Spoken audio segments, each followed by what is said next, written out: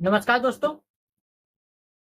कुछ राजनीतिक घटनाएं ऐसी होती हैं जो इतिहास के पन्नों में दर्ज होती हैं, जो हमें बहुत कुछ सिखा जाती हैं और भविष्य के लिए सतर्क कर जाती हैं। ऐसी ही एक घटना 25 जून 1975 को घटी, जब देश में आपातकाल की घोषणा की। ऐसा नहीं कि इससे पहले आपातकाल लगाया न गया।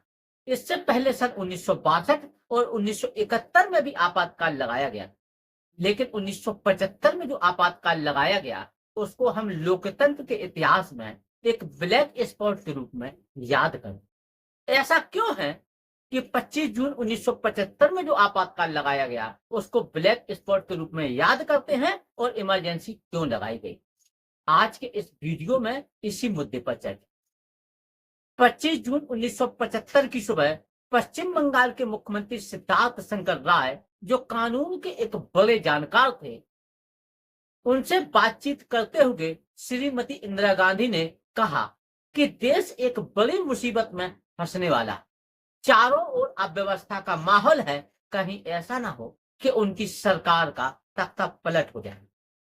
वहीं उन्होंने अपनी दूसरी आशंका जाहिर करते हुए कहा कि अमेरिकी राष्ट्रपति रिचर्ड निक्सन की हेट लिस्ट में वो सबसे ऊपर है, और कहीं ऐसा ना हो कि अमेरिका CIA की मदद से उनकी सरकार का तख्ता पलट करवा दे। लेकिन 25 जून 1975 से पहले आपातकाल की पटकथा तब लिखी गई, जब 12 जून 1975 को इलाहाबाद हाईकोर्ट का एक निर्णय आया। इलाहाबाद हाईकोर्ट के मुख्य न्यायाधीश जगमोहन लाल सिन्हा ने अपना फैसला सुनाते हुए श्रीमती इंदिरा गांधी की लोकसभा सदस्यता को रद्द कर और उनके अगले 6 वर्ष तक चुनाव लड़ने पर रोक लगाई। अब ऐसी स्थिति में श्रीमती इंदिरा गांधी के पास प्रधानमंत्री पद छोड़ने के अलावा दूसरा कोई रास्ता नहीं। तब उन्होंने सुप्रीम कोर्ट में अपील की और 24 जून 1975 को सुप्रीम कोर्ट का भी निर्णय आया। सुप्रीम कोर्ट ने अपने निर्णय में उनको मात्र थोड़ी सी रियायत दे दी कि वो प्रधानमंत्री पद पर बनी रह सकती हैं, लेकिन अंतिम आदेश तक, और एक सांसद के रूप में अपने वोट का प्रयोग नहीं कर सकते। इधर न्यायपालिका का निर्णय आने के पश्चात वहीं दूसरी ओर जयप्रकाश नारायण श्रीमती इंदिरा गांधी के ऊपर प्रधानमंत्री पद छोड़ने का दबाव बनाने और उन्होंने पूरे देश में संपूर्ण क्रांति का आह्वान और घोषणा की कि 25 जून 1975 से दिल्ली के रामलीला मैदान में एक अनिश्चितकालीन आंदोलन का आयोजन किया जाए।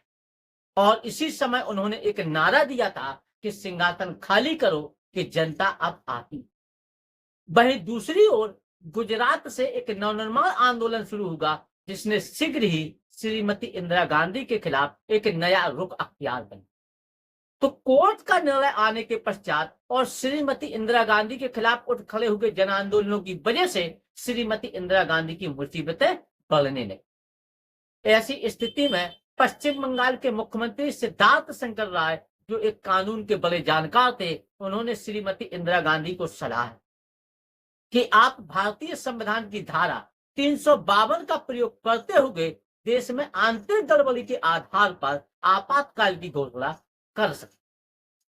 25 जून 1975 की शाम को ही श्रीमती इंदिरा गांधी राष्ट्रपति फखरुद्दीन अली अहमद से मिलने के लिए थी और उनको सारी बात समझाई। राष्ट्रपति फखरुद्दीन अली अहमद ने उनसे इमरजेंसी के कागजात भेजाने के लिए कहा। जल्दबाजी में इमरजेंसी के कागजातों को टाइप किया गया और राष्ट्रपति भवन पहुंचाया गया। 25 जून 1975 की शाम को राष्ट्रपति फखरुद्दीन अली अहमद, श्रीमती इंदिरा गांधी और उनके कुछ सहयोगियों को छोड़ करके किसी को एक भनक तक नहीं थी कि 26 जून 1975 की सुबह को क्या होने वाला है। और 26 जून 1975 की सुबह श्रीमती इंदिरा गांधी ने ऑल इंडिया रेडियो से एक घोषणा की कि देश के निवासियों, तुम्हें घबराने की जरूरत नहीं है। आज से राष्ट्रपति ने देश में आपातकाल की घोषणा की। तो इस प्रकार से 26 जून 1975 को आपातकाल लगाया गया। अब इस आपातकाल को लोकतंत्र के इतिहास में एक ब्लैक स्पॉट के रूप में क्यों याद किया जाता है, इसका कारण भी जान लीजिए। क्योंकि जब 1975 में आपातकाल लगाया गया तो नागरिक स्वतंत्रताओं को दमन कर दिया, प्रेस पर सेंसरशिप लगा दी गई और विपक्ष के जितने भी नेता थे उनको उठा करके जेल में ठूस दिया गया और फिर शुरू हुआ दमन तथा बर्बरता का काम। इसी वजह से हम इस आपातकाल को लोकतंत्र के इतिहास में ब्लैक स्पॉट के रूप में याद करें। अब जाते जाते मैं आपको एक सवाल के साथ छोड़ जा रहा हूं और वो सवाल मेरा ये है कि 1962 में जब भारत चीन युद्ध हुआ था तब भी आपातकाल लगाया गया था, लेकिन 1965 में भारत और पाकिस्तान के बीच में युद्ध हुआ था तब आपातकाल क्यों नहीं लगाया? 1971 में भारत और पाकिस्तान के बीच में युद्ध हुआ तब भी आपातकाल लगाया गया, लेकिन जब कारगिल का युद्ध हुआ था भारत और पाकिस्तान के बीच में तब क्यों नहीं आपातकाल लगाया? कमेंट बॉक्स में इस प्रश्न का जवाब देना। आज के लिए बस इतना ही। धन्यवाद।